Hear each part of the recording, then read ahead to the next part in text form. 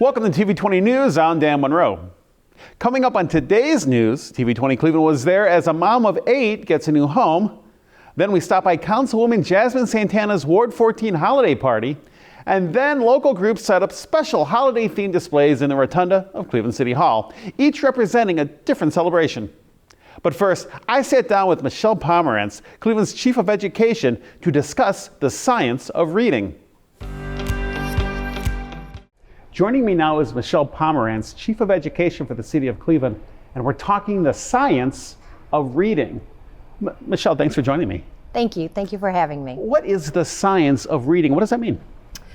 The science of reading is basically a new term for teaching reading to young people.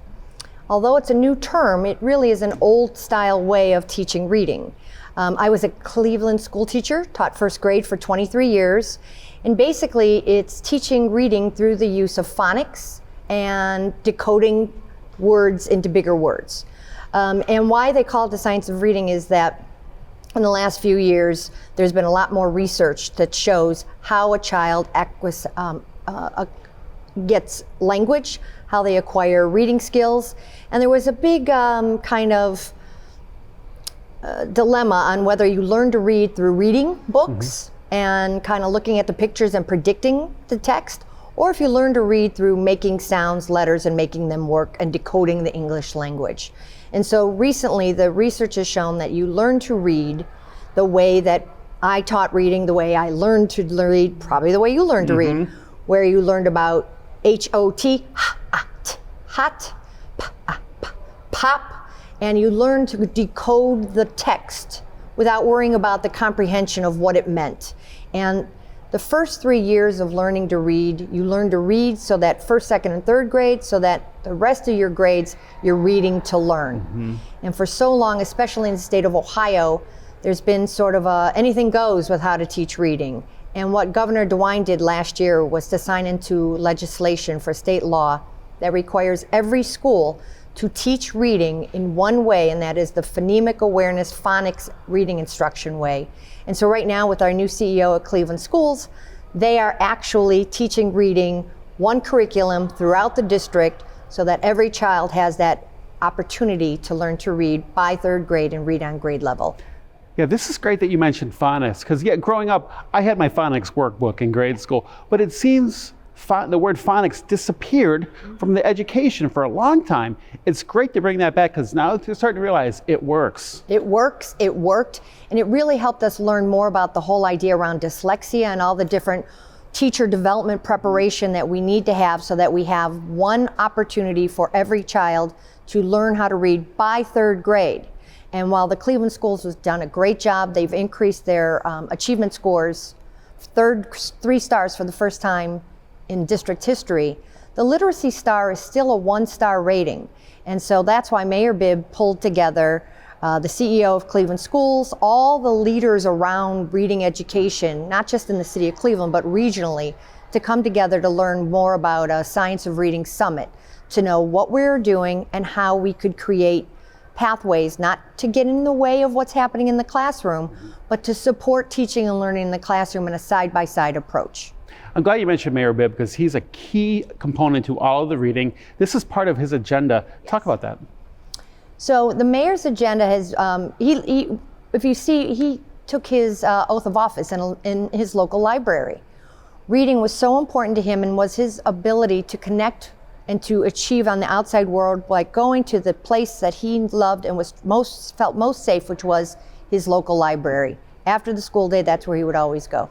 His first year in office, he created a program called Cleveland Reads, along with the Cleveland Public Library, which celebrated reading. And then the second year of his term and into his third year, we moved from reading to making sure that we're instructing on how to learn to read, so that we're doing it in a capacity that when children are using their libraries, they have the opportunity to soar and read all the great books that they want. But he wanted to double down on making sure children learned how to read and were successful at that by third grade, so that they could increase their opportunities to use the libraries like he did. And he learned how to read through phonics. Sure. Talk about the side-by-side initiative. I know that's a big part, a component of all this. How does that all tie in, and what is the initiative itself? The Side-by-Side initiative came out of planning for the Science of Reading Summit. Mayor Bibb had tasked me with coming together with a lot of leaders around the science of reading, reading experts, and also those community leaders that have been part of the reading scene for years, which includes Read Baby Read, which is run by Deborah McCann, a literacy cooperative, which is run by Robert Papanetti, Kurt Caracol, and all of the things that he had done with the P16 model, and to sit together in a room and say, we're not going to create another bureaucratic committee to talk about reading. How can we use the experts that we know using the Science of Reading curriculum, the resources that Governor DeWine and the Department of Education and Workforce are providing us to help support those teachers in the classrooms working with a new curriculum so that parents have a trusting community space that intersects wherever children and parents are so that they can get those tools and those trusted hints that say, focus on phonics. Don't worry about whether it's this reading tool or that reading tool. Stick with these programs, they're tried and true, and let your teachers and educators do the main work while you support your family with little reading tips here and there at the home or in the grocery store or in the doctor's office where children and parents interact. And so what started as a Science of Reading Summit has turned into follow-through opportunities of creating where people wanted to intersect with this work. It wasn't a mandate or a call to action. It was a who's interested in this work and how can we use the governor's legislation and create pockets of supports that are tried and tested by educators and make sure that they're in places and where children and parents intersect with reading. And so we're still in the planning stage, but we're starting to see some real execution of some collegiality around this. For instance, the Cleveland Public Library is working with the Cleveland Teachers Union to have workshops on Saturdays that teach parents about the science of reading. And what's great about it is they're also teaching the library staff how to work more with parents so that when you're going to the library, you might want to pick your favorite book,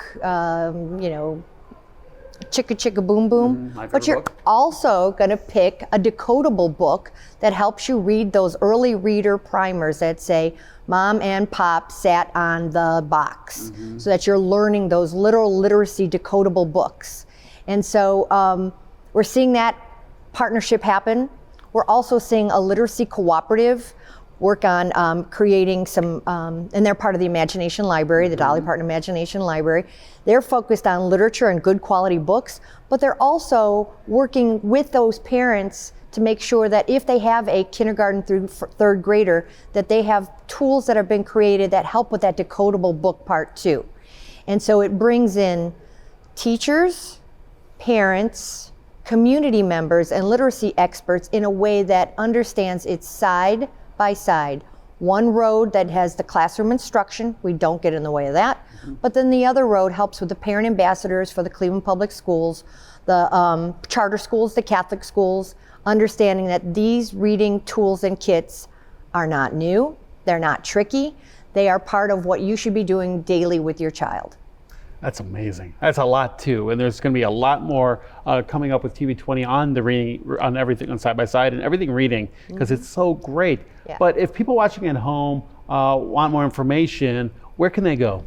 They can go to illiteracycooperative.org, where there's tips and tools. You can sign your child up if they're from birth to age 4 to receive a book every month. If your child is a little bit older, they can still receive these downloadable tips that have been created to help support the curriculum in the classroom, regardless of what school their child goes to in the city of Cleveland.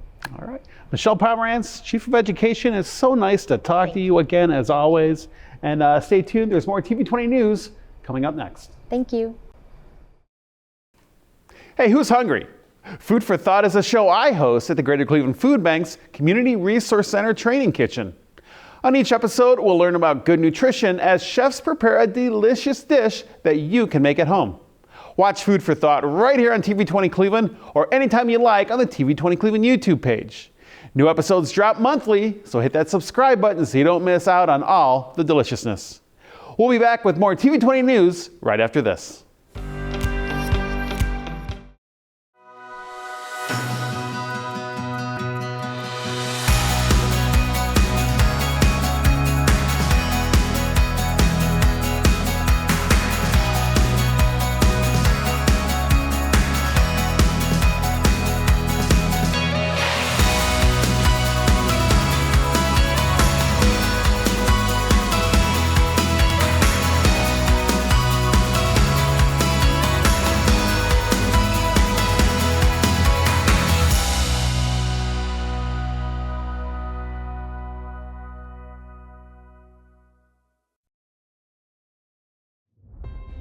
For those interested in a law enforcement career, the Cleveland Division of Police is holding their next expedited hiring event.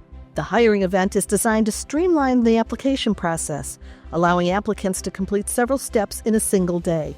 During the event, applicants will have the opportunity to submit their application, take the National Testing Network exam, undergo the physical fitness assessment, and receive a pre-conditional employment offer. Remaining steps in the hiring process will be completed at a later date. Please bring a valid ID or driver's license. Walk-ins are accepted, but to secure a time slot, please pre-register at 216-623-5233 or via the QR code. Join us! And welcome back to TV20 News. I'm Dan Monroe. A Cleveland mother and her children now have a safe and stable place to call home thanks to a local nonprofit, DNA Rising. We are here today because we are bringing a family transitioning out of homelessness. So excited about that. Our organization provides Bridge Housing, the only Northeast Ohio nonprofit that provides housing up to 36 months for families transitioning out of homelessness. Jasmin was chosen because she is an amazing mother of 8. And all 8 of us were separated. All of us were living in different houses. And we found out about DNA Rising. And now we're here. We got a home. She has been through a lot in her life and overcome a lot in her life. She is hardworking. She is going to be going back to school, and we are absolutely excited to assist her to transition, get back on her feet in our clean, renovated, beautiful home that we blood, sweat, and tears renovated for her family to come into so that she can have the time and space that she needs to transition and recover. It was an easy process. The gratefulness, I'm beyond grateful. I'm thankful that me and all my kids are going to be together for Christmas. And that was my main thing. I wanted us to be together for Christmas. It is a labor of love to renovate these homes. It is also very expensive. And so, we just invite everyone to join our mission. And there are so many people out there who have fallen between the cracks that need us to come in and just give them some time and some space in a home so that they can transition and rise. To learn more or for volunteer opportunities, visit DNA Rising's website at dnarising.net. We'll be back with more TV20 News right after these messages. Today's vote, in my eyes, is not a very difficult one.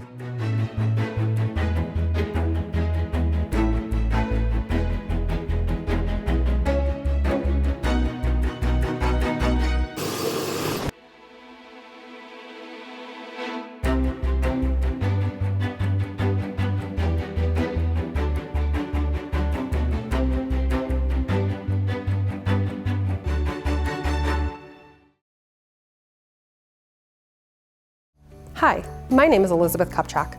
Are you a small Cleveland minority or female business in the Cleveland market? Did you know the City of Cleveland offers certification for small minorities and female-owned business entities? The Mayor's Office of Equal Opportunity, also known as OEO, is the Contractor Certification and Contract Compliance Department of the City of Cleveland. Cleveland is committed to promoting and protecting the opportunity for small minority-owned and female-owned contractors to participate in city contracting. The Mayor's Office of Equal Opportunity certifies contractors in 3 main categories that is based on ownership and control, location, and capability. If ownership is at least 51% female or minority, and your business is located in Cuyahoga, Geauga, Lake, Lorain, Medina, Portage, or Summit County, you may be eligible for a minority or female business enterprise certification. If your headquarters is in Cuyahoga County and you are a small business, you may be eligible for a Cleveland Small Business certification. As a certified contractor, your company profile will be added to our online registry. The registry is a current list of certified businesses and is utilized by by the City of Cleveland and its partners searching for minority, female, and small business subcontractors. The application process requires 8 essential documents. Certification is good for 2 years. Applying is easy and is done all electronically online at cleveland.diversitycompliance.com.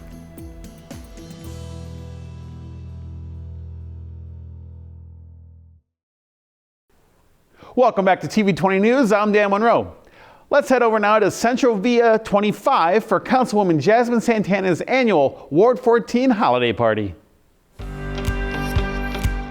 Overall, this is just bringing families together and just experiencing a holiday tradition. There's going to be 6 different vendors that are here in the Central Via 25 because Central Via 25 is a business incubator. So essentially, they're going to start here, and then once they get, big, large, they're going to move into the storefront. So today, they're going to be giving out and passing out some of their food. People know how vested I am in the neighborhood. I do a holiday event every year. So yes, the people that are wearing the elf, Ward 14 elf shirts, those are volunteers that are so committed to our neighborhoods. We had a lot of sponsors, as you can see on the banner, step up, donate, and so we're giving about 300 coats out, and they're from Burlington, they're from Target, so they're very good quality coats. This is the event of the year. They do not want to miss the Ward 14 holiday event, where Santa's going to be here in a few, and you're going to see these kids just jumping up for joy.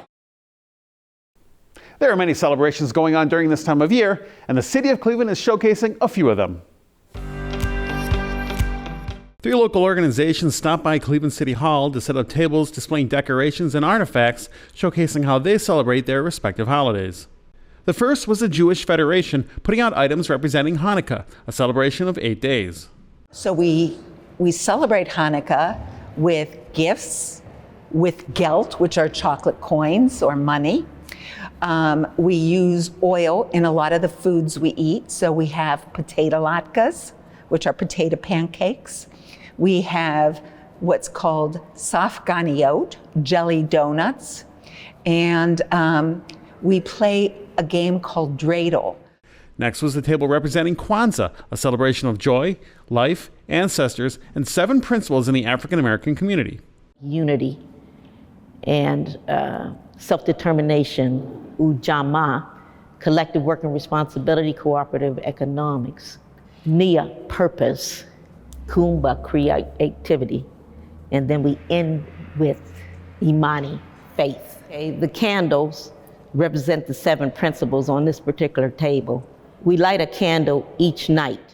The final table was set up and decorated with Christmas decorations, and it comes from the Sweetest Day Foundation, an organization that aims to support the original intent behind the first Sweetest Day to spread joy and love to underprivileged children throughout the country. It's overwhelming. It's lovely. I'm very excited, I'm proud, and I'm blessed, and I'm very happy that I get to let people know what Sweetest Day is about and that it originated in Cleveland, and that I get to shine positive light on Cleveland. We are constantly uploading new content on our TV20 Cleveland YouTube page, so make sure you hit that subscribe button so you don't miss out on anything. You can also connect with TV20 Cleveland on your favorite social media platforms like Facebook, Instagram, and X. Thanks for watching TV20 News. I'm Dan Monroe. Be sure to stay tuned for more on TV20. We are Cleveland.